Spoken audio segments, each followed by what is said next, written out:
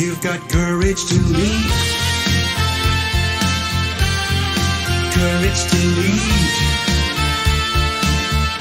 Be brave and be bold. Whoa. Let it roar.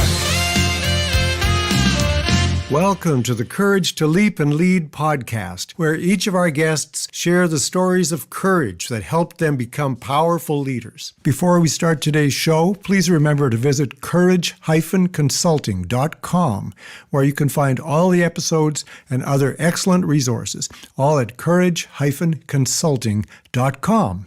Now here's your host, leadership courage coach, 𝗂𝗏𝗏𝗏𝗏. Okay. Well, I tell a lot of story. A lot of these stories are actually in this. Do what others say can't be done. Let's talk Turkey now. Your latest book is called. Do you have a copy of it? Yeah, I do. Thank you. It's Do What Others Say Can't Be Done. Play the metagame. What does metagame mean? So metagame means the game of games, right? It's the game of patterns. So it's looking at what are the patterns that are happening. So in all games, let me just back up and say that the foreword by the book is written by an astronaut, a 2-time space shuttle pilot who is a client of mine, and his name is Greg Johnson, and he flew the space shuttle Endeavour twice to the International Space Station. And we talk about how he prepared himself to deal with on all this challenge, right? Like in the first story, one of the early stories in the book, it was, what was it like for you, Greg, sitting on top of that firecracker, giant firecracker, right? Yeah. Huge, powerful thing. Like, how did you do that, right? I said, my son, Zach, wanted me to ask you, like, how did, how did you get in there and how'd you feel? Were you nervous? Were you scared? And I asked him, I said, so how was it for you, Greg? And he said, confident. I was confident. How did you feel? Confident, excited and confident. And I went, he said, how did you do that? How did you get, because. Was he confident of himself or all the people that? Everything. He was confident in himself. He was confident in the machine. He was confident in the people. And I said, how did you get to feel that way sitting on that top of that rocket, this space shuttle? And he said 2 things. He said, first, I focus. I have complete focus. I focus on the mission. I focus on the task at hand, and I focus on what I'm supposed to do. And there's a lot of things to do, and my mind is completely on it, right? So I stay focused, right? There's a lot riding on this, and we want to be safe in the process. These guys are not like 𝗫𝗫𝗫𝗏, like it's not like let's take risk for risk's sake. It's not that. They know the risks. They know what they're doing. They want to go where no one has gone before. They want to do that. They want the thrill of seeing what others don't see, of doing what others say can't be done. But they also want to do it skillfully, right? It's then responsibly. And so the first thing was to focus. The second thing is he knew all the challenges, but he put it in the back of his mind. And I said, so you're compartmentalizing, right? He said, yes, I compartmentalize the experience. So I know that I want to review it and learn from it and discover it, but I'm focused and I compartmentalize my emotions while I'm in the task. So he's engaged in his brain doing very specific skill sets, right? He's definitely using his pattern recognition skills, right? And to go through the step by step. He said, and I know in advance that the alarm signals are going to go off during the mission. He said, and there's different levels of alarm signals. And when the alarm signal goes off, I know exactly what to do. because I've trained. And I've trained. He said, NASA and astronauts train. And we train thousands of times. We do the same thing over and over again. So it becomes muscle, what we call Muscle memory. right? But it's knowing that in the brain, it's another form of being able to do it. And it just sets the neurology on immediate action. So he just reaches for the book, reaches for the action. They move through those things. So they're ready, right? So, you talk about people doing these enormous things. Some people think they just get up on stage and, one night wonders. It's like, these guys are well versed in what they do. They're very skilled. They know, it's their intelligence, but their entire focus and ability is brought to bear to achieve that. That's what makes them high achievers. Can the average person do the same thing? Yes. In fact, that's what I show people how to do. And when I work with them, is how to use their brain to handle the overwhelm, how to handle challenges, how to, like a lot of the executives who come to me and entrepreneurs that come to me is they want to know in the midst of uncertainty, when uncertainty strikes and I have a high stakes challenge, how can I be great when that's happening? And that's really what the focus is of the book, is how do you be great? How do you create the exceptional when in high stakes situations? Okay. And so give us an example of how an average person can be great versus recall from a situation. Well, so one of the things that happened that I talk about in the book is that our brains, the foes. Remember, I asked you, I mentioned that I asked all these leaders, what's the foe? And it turns out it's a triple-headed dragon. The triple-headed dragon is criticism, mediocrity, and familiarity. So one of the things you have to do is be able to deal with criticisms, be able to deal with, instead of playing small and being mediocre, you have to play big, right? And then familiarity, staying within the known, staying within the status quo, staying with what you know. Familiarity is often the challenge. So one of the things to do is to go, what's the rule set you have that's going on in your brain? So for example, I worked with an owner of a company, and one of the way he thought about running his company was he was the general, right? And he had to bark orders at everybody, and he had to tell people what to do.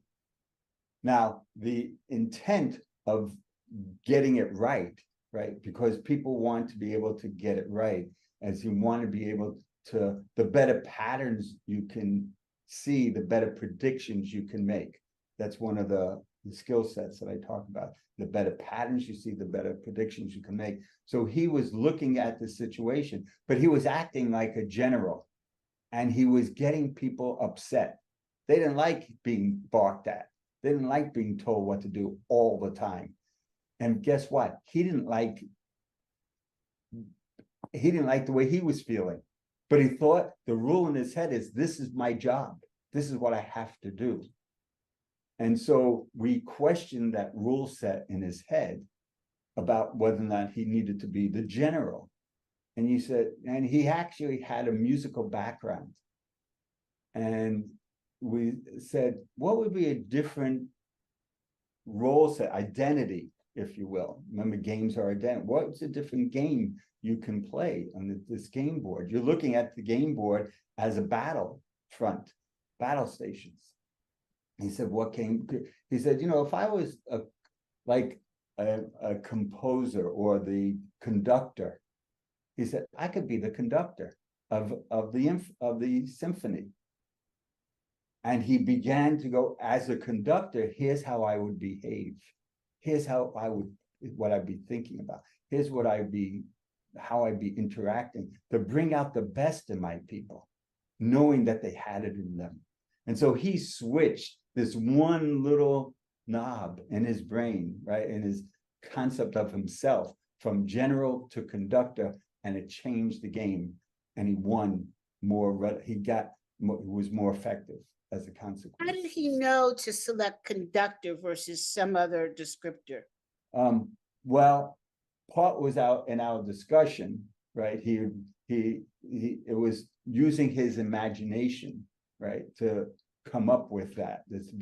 Because what happens when in the shutdown syndrome, that's what I refer to when the foes take over, that shuts down and gets too narrow. So that's what people, when they talk about take a deep breath, you want to take a deep breath. Well, what you're doing is, instead of having your sympathetic nervous system, it's fight or flight, you have the parasympathetic system start to work, the vagus nerve in your brain, which it controls everything, just begins to become more friendly, and he calmed down and he could feel more spacious, right? And that he just started to allow his imagination. And, we talked about, what things that he liked to do and things that he preferred, and how he could be more effectively himself, so let me add what did he see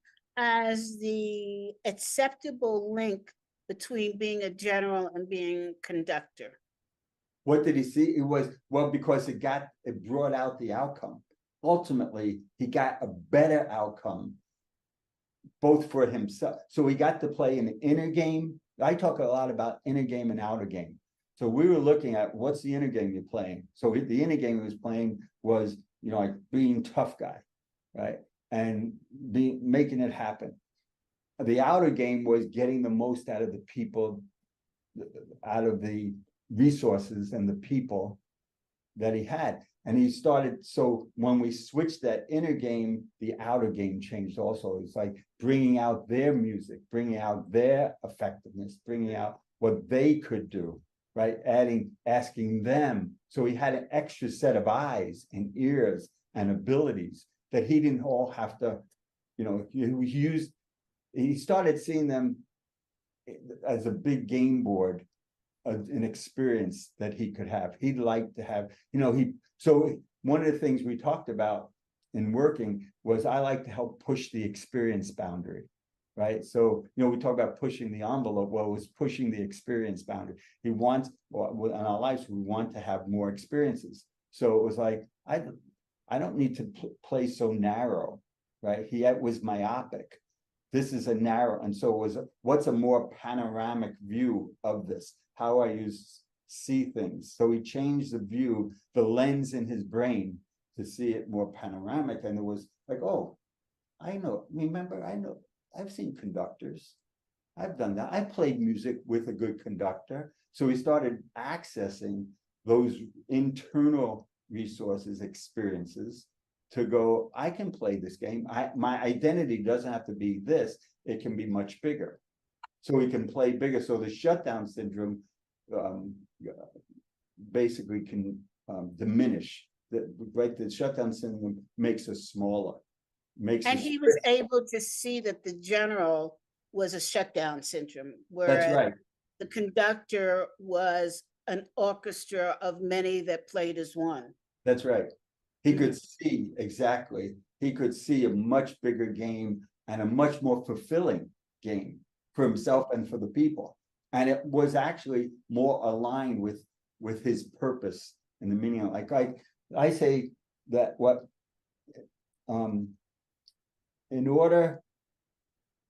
winning only matters if it has purpose and meaning to it. Mm-hmm. Like I know how to win. I know how. I grew up in the sports arena, right? And I played sports, but my dad was winning and losing was on the line. So that's about money, but there's also about doing what's meaningful and on purpose. So winning, because you could be focused on winning. You hear a lot of people go, well, I got to win.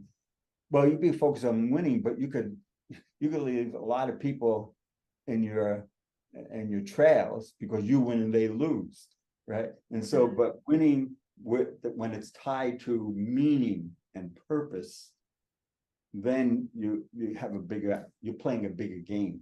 you're playing a more meaningful game and you have more mastery. I like to say that the kinds of work, when I focus on it, is you end up with more meaning, more mastery, and of course, more money. Steve, have you ever been in the position where you've had to make this kind of change? Today, tomorrow, the next day. Well, tell us about one that was really meaningful to you. So I was running a strategic offsite. I was facilitating a meeting at, it was so long ago, I can say it was Wells Fargo, right? It was Wells Fargo Bank. It's a big bank, one of the top banks in the country. And I was running the meeting with the CIO and his team. And we were doing an offsite, about a team offsite and working things out.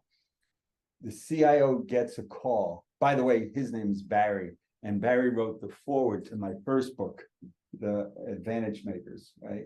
So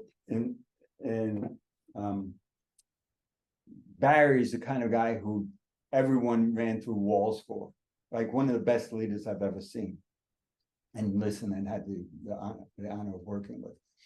And he's one of the funniest guys. We still joke all the time. He sends me dirty jokes all the time. He's a good guy. He's from New York also. Ah, of course. Happens from Brooklyn. Oh, there you go. But I mean, I work with people all over the world, but I'm just talking about this particular guy.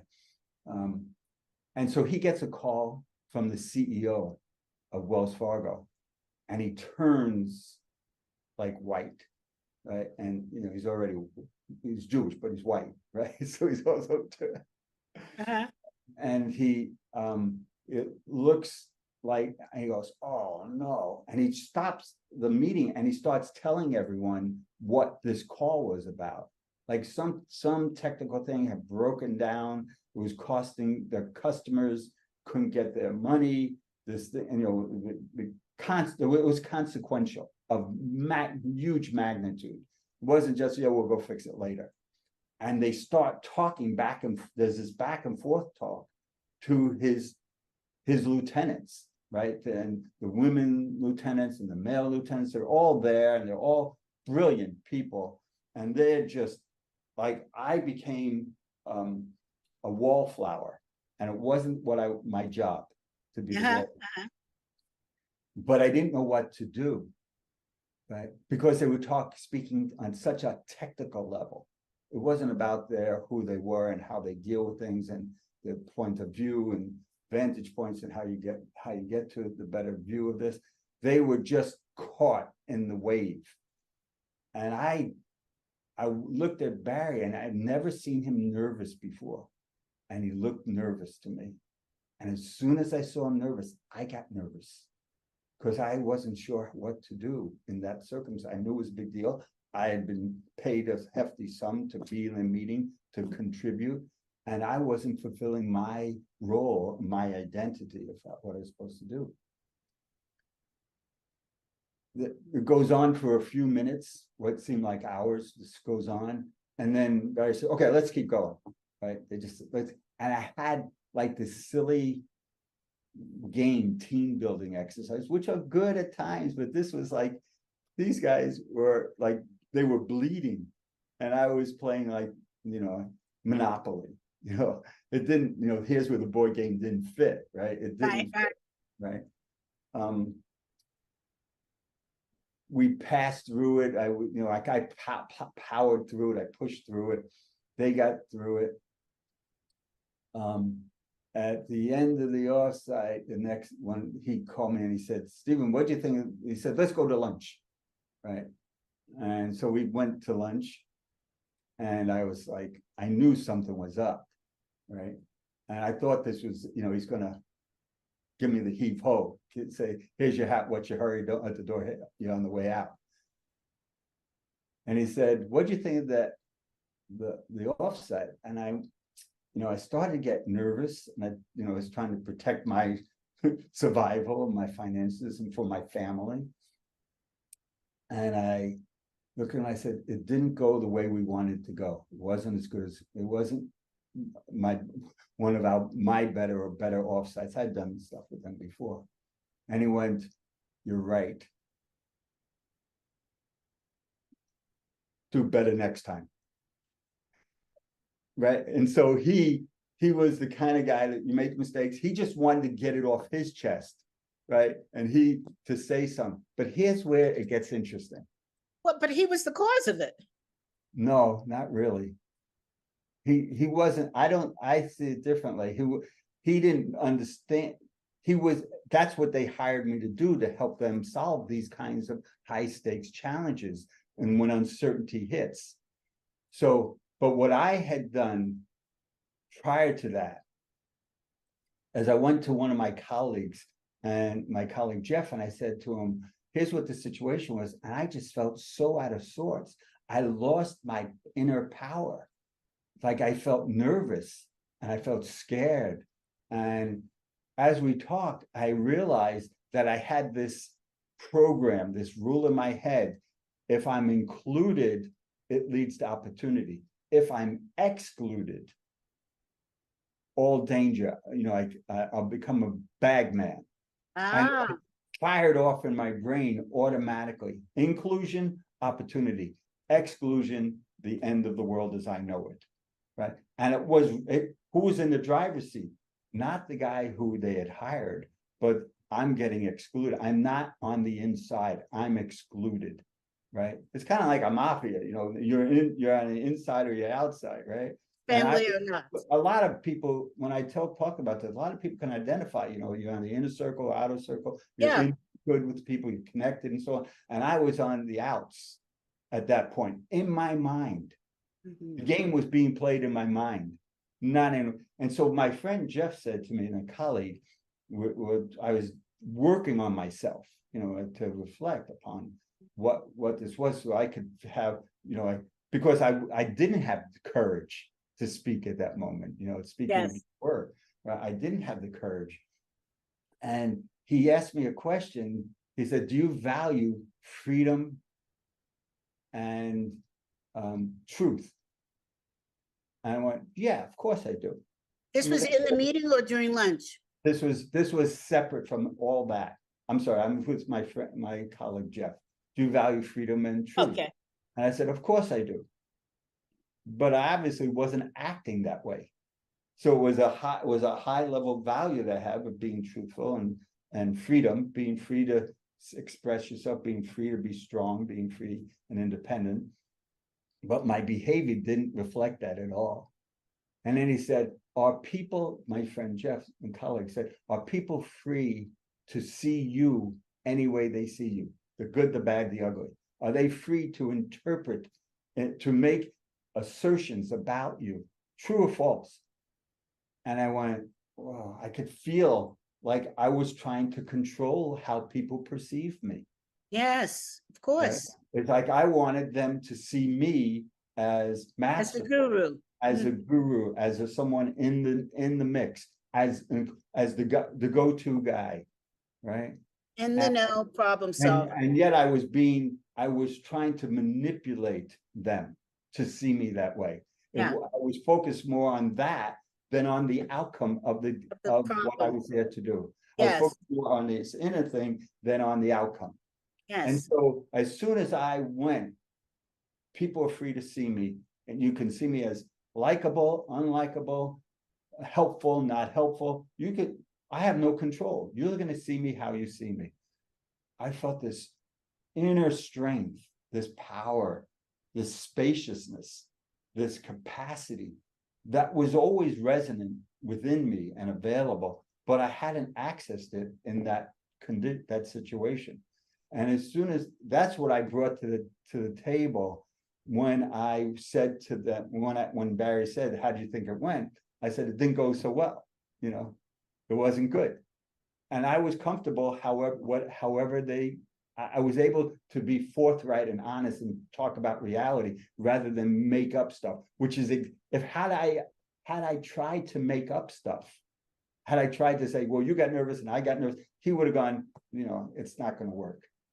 But I took ownership of it. And I was, fortunately, the experience was so powerful that I transformed on the inside.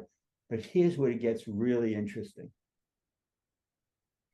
About 2 weeks later, CB, I was running another strategy session at another company. And we were there with the CEO and his team. And we had been working on this strategy for a couple of, like a month or so. And we were supposed to show up and have a discussion about the high stakes challenge, the strategy that this business decisions that they were making. Well, the team was upset that the CEO never showed up for the previous meetings. He just said, you guys work on it. Now, they loved this guy. They loved the CEO. He wasn't, there was no unusual, untoward feelings. He wasn't, a nasty guy, and he was a wonderful guy, and people would fight for him and do so. But he was like, just make it faster, better, cheaper. Just tell me what to do, and we'll discuss. Well, during our meetings, they were always concerned that they couldn't come up with the final decision without him in the room. And it didn't, well, not only the final decision, but work out things along the way. So we get to the meeting and we start to run. One of the VP of HR is like his right-hand woman, if you will, right-hand person. She's a great person. And she said, he'll listen to me when at the appropriate time in the meeting, the strategy session, I'll stand up and say to him, John, you needed to, I'm using a different name, we'll need to address this issues of how we work together at this higher level and get your input. And that's why this report was at the level that it was. I'll bring it to him and he'll listen. We get to the meeting, we run it. And just at that moment, when he starts to go, where's the report? Why don't we have this report? And he looks at me, he says, your job was to bring us this report. And if you don't have that, I can show you the door. And just at that moment, she gets up and walks out of the room. She leaves. It was like she had to go to the bathroom. She got a phone call, an emergency. So she leaves. So I'm standing there right at that moment being told, here's your hat, don't let the door hit you on the way out. And it's like this replay. It's like a put-up job, this replay of how am I going to try to maneuver this? Had I not had that deeper conversation of where I connected to myself, I would have been very reactive. I would have been very defensive. I would have been trying to maneuver the situation. I said to him something to the effect of, in a non-defensive way, this is your strategy. It's not mine. This is your strategy. If you want me to leave, I will. But your team values your input at an enormous level. They think you're one of the smartest people around, understand this as well as, and they have skills also, but they want you in the mix, and you haven't been there. And that's what we would like to also discuss, if with your permission. He turned red. Wow. He turned red, and I simply said, it's your choice. I said, if you and the team want to continue to talk, we will. If not, then I'll leave. And he said, let's go. Let's keep going. And they had one of the best meetings of strategy and they had ever had in the history of the company's their strategy and how they go about doing it. And so it came, I got, in some ways I got lucky that I screwed up so bad early. It's like, and that's one of the things most of us are trying to avoid. If we examine ourselves, we don't want to be, I asked one of the execs from Apple that I work with, what's the number one fear? What's some of the fears? And he said, typically said, you don't want to screw up. He used other terms. I don't want to, screw up. And so I'll do anything not to do that. But even more important, I don't want to be perceived as screwing up. Right. It's amazing that you were able to hold your composure during that period of time. But I appreciate that.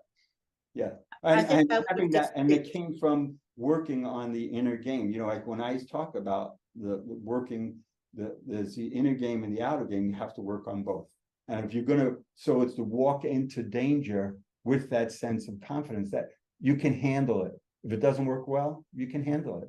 You know, in my book, I talk about there's 3 different levels of consciousness when you walk into situations. And there's one where your brain is focused on, you always hear people go, that'll never work out, that's terrible, that's not gonna, you know, they always see the negative. Oh, it's gonna fall down, or it's gonna break. Yeah, it's momentarily. And so that's one orientation. That's stage 1. The next one is where brains where people focus on, I can do anything, you know, no matter what, it's gonna work. You know, you often hear, you know, people play, you know, play to win, let's go.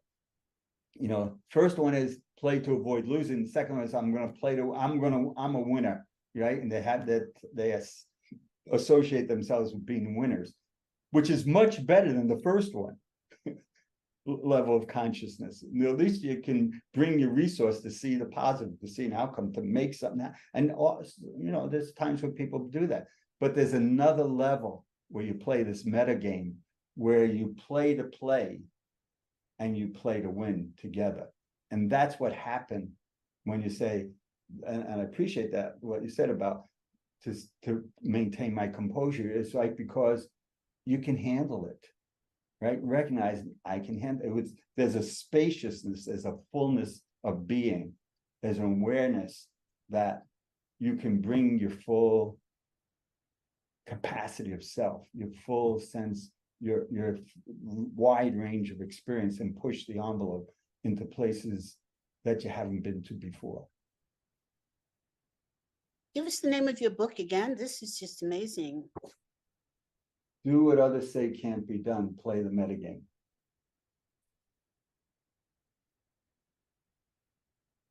Right, so it's these patterns. Thank you. It's these patterns of interaction.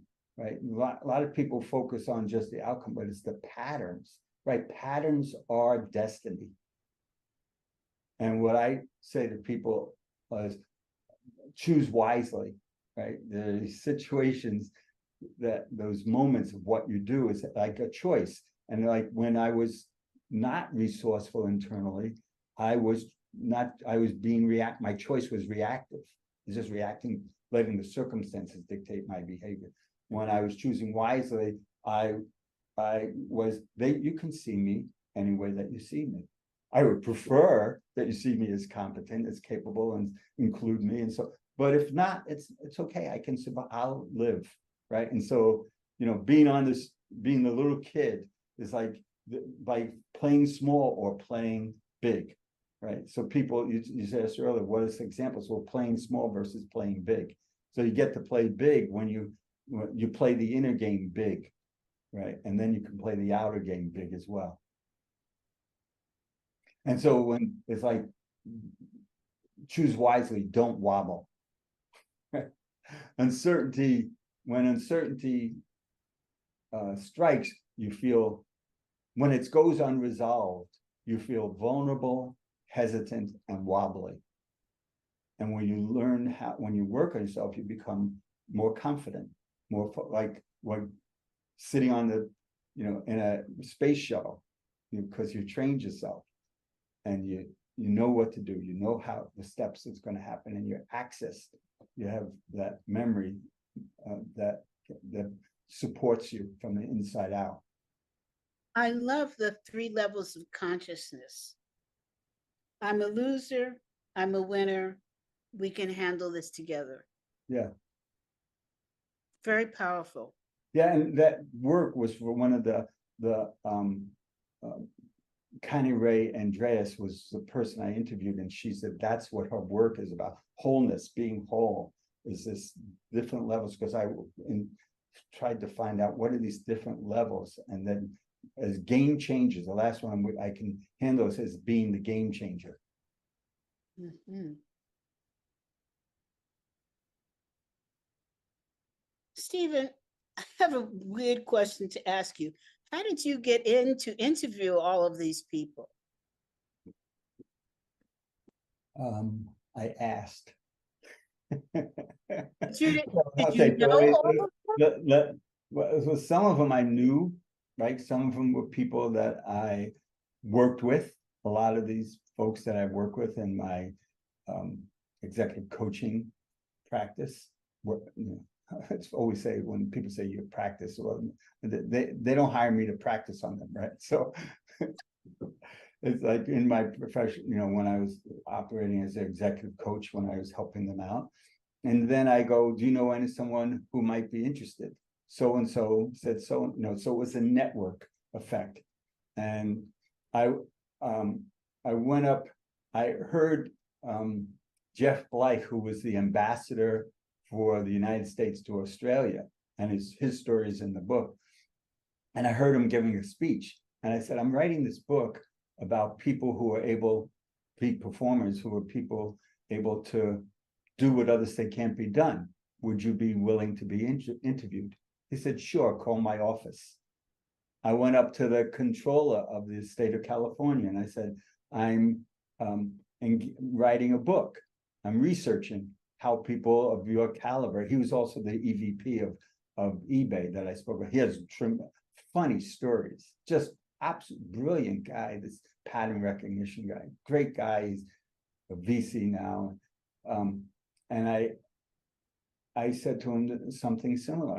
I'm doing this book. I have an astronaut who's engaged in this, and I work with, and you'd be amongst these people. So they want to be members of a very unique set of people, but they also want to give back. They go, sure, I'd like to talk about that. And it looked like I was doing something engaging, different, intriguing, right? I was finding out things. And once they start, and I said, I'm a neurostrategist. I focused on brains, games, and foes, and looking at how you deal with uncertainty to become your best, to bring your best foot forward. And I do have some experiences like that. And said, sure, I do. It's like I work with one client who I work with, who's actually named the cloud, who was the original person who gave the term the cloud, right? And he was a CEO that I worked with previously, right? And I said to him, 𝗦𝗨𝗕𝗓, I said, Andre, can I interview you for my book? I'm looking to talk to game changers. He said, well, I don't know if I'm a game changer or not, but I'll be glad to talk to you, right? Fantastic. Right. And same thing, I talked to the former CEO of Apple, 𝗀𝗢𝗓𝗂, right? And it was basically by a network. I was talking to someone else. I said, do you know anyone who'd be interested? And I said, yeah, happen to know 𝗀𝗢𝗓𝗂. You'd call him up. And he was as gracious and as forthright and engaging as you are being, right? It was just lovely. He was just a decent guy.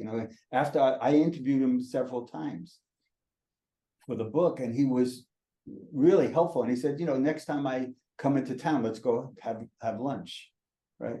Wow. So being respectful, and I respected him, he respected me. It was mutual, so I think to the point, there's a mutuality. You bring something to the table, right? You bring something to the table. You bring your as an author, you're bringing some skill set, and it wasn't about me, it was about them.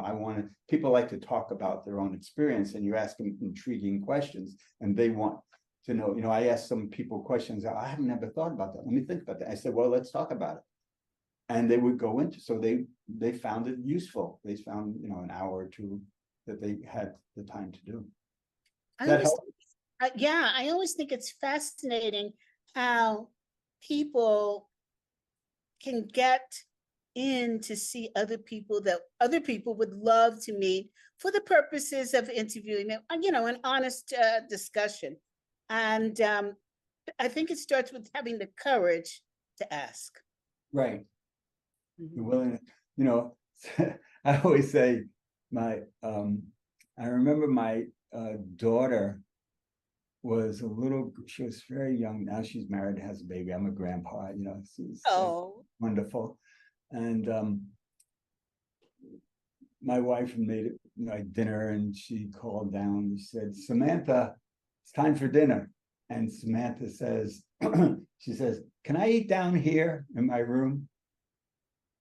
I went, oh, okay. She just asked, you know, she Yes. just asked. Sometimes you just have to be willing to ask, you know.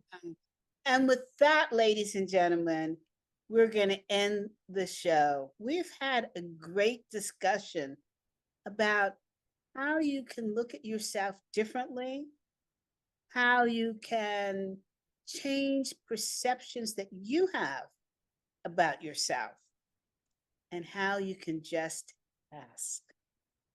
With that, Steven, I am so happy that you came on the show. Can you just show us your book again? Yeah, it's do what others say can't be done, play the metagame. And if, by the way, if folks want some more, you can contact me on my website, stevenfeinberg.com. But there's also a free assessment, like how do you compare? How do you stack up to these leaders, to these people who are able, high achievers? And it takes 3 minutes, and it's 9 questions. And it's basically these 3 skill sets that I talked about. Wait, where do you find it? I want to take it. Okay, go to my website, stevenfeinberg.com. Excuse me. STEVENFEINBERG.com. Go to my website. It's called the First Adaptive Scorecard. It's the first thing that comes up. And you have these three factors that you'll be evaluated on, and it compares you to the best of the best and how you do, right? And there are these 9 questions that have been specifically asked to identify your ability to pattern bust, your ability to spot the game, and your ability to set the frame and influence people. And all that adds up to is your strategic agility. Because the thing that makes these people, what I call first adapters, I don't know if I mentioned that before, I call these people first adapters, who are able to detect the patterns early and to be able to see what's missing, to make the best decision in their favor and to influence others. So the strategic agility is this adaptive power, and it gives you, it represents another way of measuring their courage and capacity. So you want confidence, but competence. Together, they give you the courage to move forward. I love it. Steven, thank you so much for coming on today. I can't wait to get a copy of your book. Well, thank you. I appreciate it. Where is it available? On Amazon. You can get it on Amazon. Of course, you can get everything on Amazon. Amazon, that's the place to get it. Let me know what you think when you read it. I will. Everybody, thank you for tuning in and hearing a really great conversation with Steven Feinberg. I'll see you next week.